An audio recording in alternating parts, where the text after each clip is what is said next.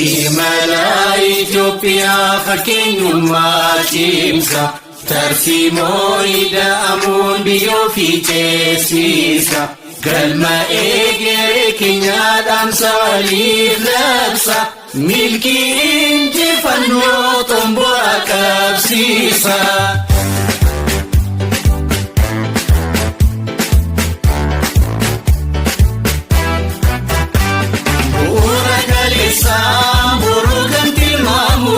Demokrasi waraab nagaa biyya kaamu saddanii summaadhaan itichi tokkomu badhaadhinni biyyaa mul'atee dhugoomu ol kaati jennee ol kaati Itoophiyaa mul'ata qabattee ol kaa'insa biyyaa ol kaati jennee ol kaati Itoophiyaa mul'ata qabattee ol kaa'insa biyyaa.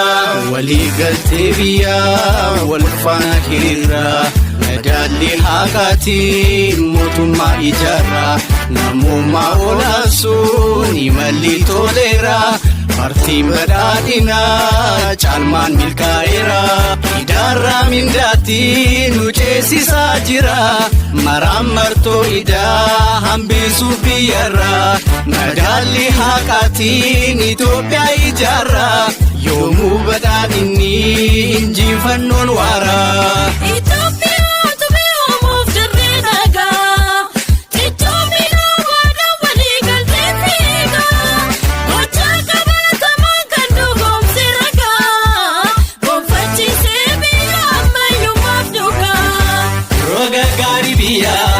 Jireenyaan bayyeessuun halkanii fi guyyaa hojiidhaan dabarsuun biyya humna guutuun misoomaa fi riirsuun simboo miidhaginaa biyyattii ofiisuun paartiin keenyaa badhaadhinaa filannoon keenyaas badhaadhinaa paartiin keenyaa badhaadhinaa filannoon keenyaas badhaadhinaa.